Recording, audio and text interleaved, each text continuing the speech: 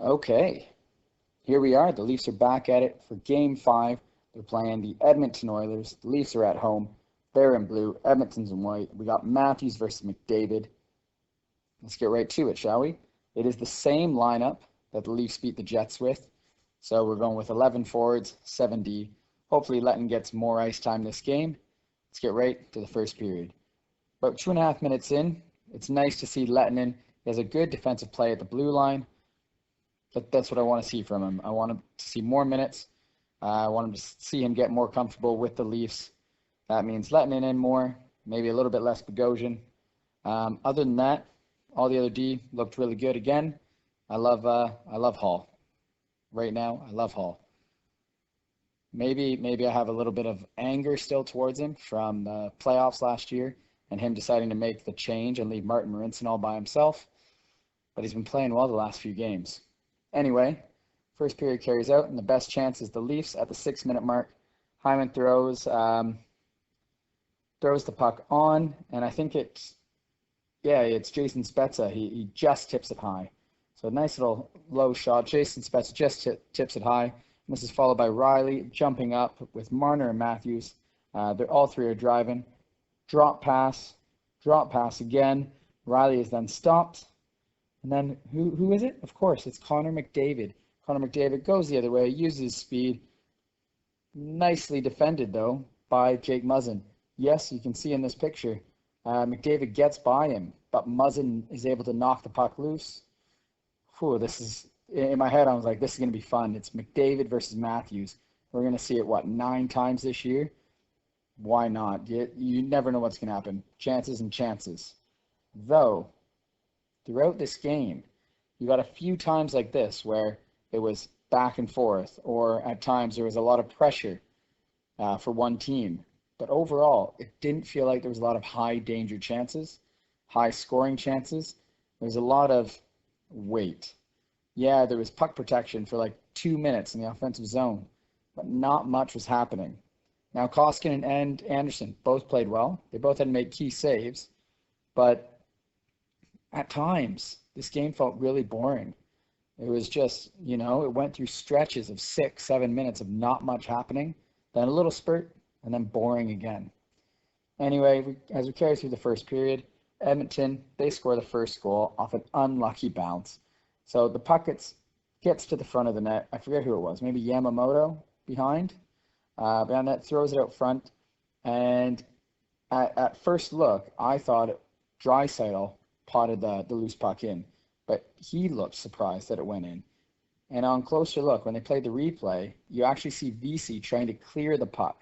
And who does it hit? Hits Muzzin, hits off his leg and goes in. Not much you can do about that. Obviously, Anderson thought VC was clearing it. It looked like it. You can't get set for to bounce off. I think it was like the left leg, the leg that was not close to Anderson. So tough break there for the Leafs. Right after that, McDavid, he gets a one-timer chance. But again, great defending by Simmons as McDavid winds up for the slap shot. Simmons is able to get his stick under McDavid's, just lift his stick, and that's a sigh of relief. So it's 1-0, 6 minutes to go to a commercial break. And then right after that, the Leafs send out the big three. You get JT, you get Marner, and you Matthews. You have Riley and Brody out there, and the pressure is on. Riley to JT in front of the net, and can't handle it. It then bounces to Matthews, but again, you just can't corral the puck. I think it was like a minute 30 plus shift for Matthews and company there. Tons of pressure, great puck movement, but again, no real chances. They didn't scare Koskinen at all. After another commercial break, so obviously there was that, then more boring play. Then after another commercial break, the Leafs throw out Jumbo Joe, Marner, and Matthews, and Marner beats his defenseman wide after a nice change of direction. It was good. It was like stop up change along the sideboard. I think it was Darnell Nurse off a nice face-off win by Matthews, who beat McDavid on the draw. He then drives to the net, beats him, but Nurse ragdolls him to the post. Leafs get their first power play chance. On the power play, what happens? Riley gets a nice shot off with traffic, but again, there's a save and it gets cleared. Next, It just keeps going. It's almost cleared, right? This is one thing I just wanted to say about Matthews. He's able to just pick guys' pockets. So it looks like, oh, Edmonton's going to clear it again. But Matthews on the side where just gets a stick underneath the other guy's stick, just a quick little lift, takeaway. But the puck slides to Mikko Koskinen. There you get the whistle. That's it. Then they throw on the second power play unit, which is like Tavares, Nylander, and Hyman. I don't like this split power play thing for the Leafs. Like throwing Thornton, Marner, and Matthews out on one, and then JT, Nylander, Hyman on the other. Just load them up, Leafs. Like you're stacked, right? Throw JT, throw Matthews, throw Marner. You can have Riley there, and put Nylander on. Come on. Or if you want to you don't need, like Nylander can go in front of the net. That's fine.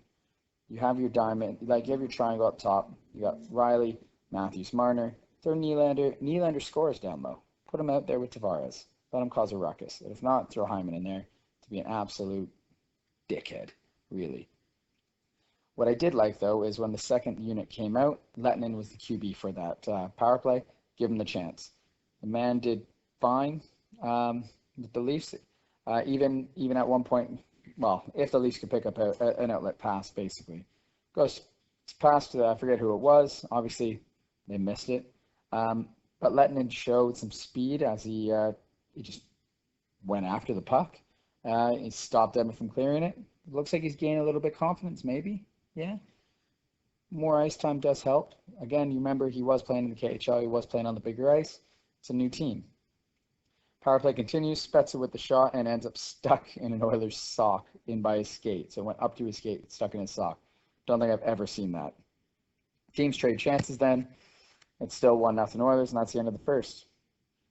Move on to the second now, and McDavid gets a chance right off the draw. Scoots past Matthews. He can't react in time. But luckily, Leafs are able to knock the puck off him.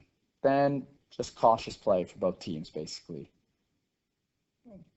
That's about it, really. McDavid had the best chance so far in that period. Oilers finally do get a power play, but it's killed by the Leafs. Then Kerfoot gets a high stick on Leon Draisaitl, and the Leafs back on the PK. And if I notice, oh, look at that. Tyson Barrie gets his wish. He is the #1 defenseman on the top power play unit for the Oilers. McDavid gets his chances down low. It was a good little play where he gets down low, feeds it out into the slot, but, nothing there really. Then he was on a rush and he fakes doing the cut wide and he cuts in. Inside, he's already scored a goal like that, so he's shooting down the right side, fakes like he's going to go around the defender and cuts back in, so he gets that shot. Similar to how like the football legend Rob Band does, the Dutch player where he just flies down the right side. He's a lefty and he cuts in to shoot. McDavid's doing it. But luckily at this play, he couldn't keep the handle of it. Leafs are successful again on the penalty kill. The game after that then does begin to open up a bit. JT with a good rush, but can't get anything on it. Then VC shoots it wide.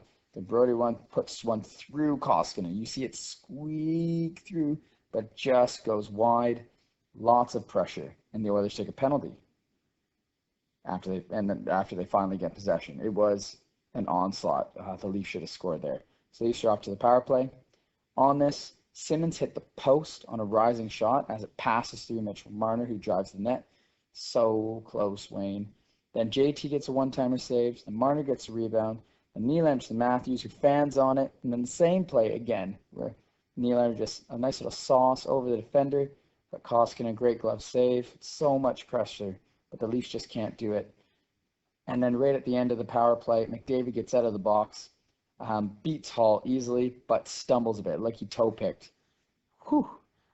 Backhand on Anderson he still managed the backhand. I don't know how. Anderson's able to make the save. Very lucky Leafs. Shots are 20-10 at this time. The Leafs deserve better. I think maybe it was even by the end of the period, it was like 22-11 or something like that. Leafs deserve better. So that's the end of the second period. Third period now, and Oilers have the pressure on the Leafs to start the third. And then Jumbo Joe, Joe goes to the room after he takes a hit at the blue line. It looks like his wrist jam. I know Sheldon Keefe said it's likely that he's going to be out for a significant amount of time, or he will miss time. So then it's Hyman, Matthews, and Marner back together. Um, and Austin Matthews scores a rec hockey league goal that you see all the time.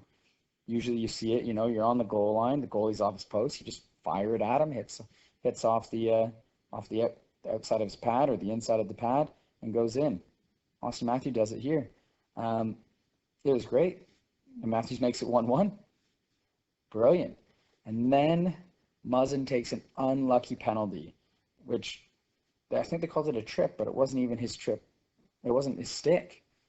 And whoever it was, I forget, it might have been Yamamoto. Maybe a little bit of a dive there. Maybe a definite dive. Anyway, Muzzin goes into the box. And 1 minute in, and the best chance is actually the Leafs. It's Marner and Mikheyev. Mikheyev has just played great on the PK today. But then the Oilers get set up. They go down low to McDavid. McDavid goes back into the slot. There's a shot. It nicks off Puljujarvi, and who's sitting there right at the side of the net? Leon Draisaitl. He's there to pot in the puck into the empty net, and it's 2-1 Edmonton. So that is the unlucky play off of Muzzin, and an unlucky play of getting the penalty when it wasn't actually him. It was the Oilers' own player mixed with a little bit of a dive. Unfortunate. After this, though, Leafs, they get a little bit of juice. Marner gets decked at the blue line by, I think it was Larson, maybe? No, it wasn't Larson. It was Puljujarvi. Marner gets decked at the blue line from Puljujarvi, but actually leads to Hyman. He gets a chance. He does a little stop-up, feeds Matthews, crushes this one-timer, but Koskinen's able to get out, be aggressive, and he squeezes that right arm, holds onto the puck after that hard shot. Next best chance is the Oilers, and it's McDavid with speed. He flies past Riley, makes Riley look silly again. Not as bad as last time, obviously. And he feeds Cassian. Cassian rings it off the crossbar. So at least still have a chance. And the best chance of the game. I think it was Kerfoot down low when he gets the puck over to Spezza, but his stick's kind of tied up and he's just trying to get something on it. And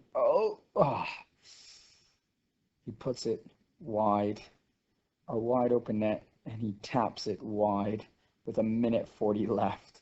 And I was like, damn, so close. And I knew that's the hockey god saying, not tonight, Toronto, not tonight. And of course, what happens? The Leafs bring Freddie to the bench, and Archibald ices it into an open net. And that's game. Edmonton Oilers 3, Toronto Maple Leafs 1. The Leafs are 3-2 on the season. You know what? These things happen. It was a boring game. You get unlucky bounces sometimes, get lucky bounces sometimes. This game was just unlucky for the Leafs. It's time to regroup, get set for Game 6. Go Leafs, go.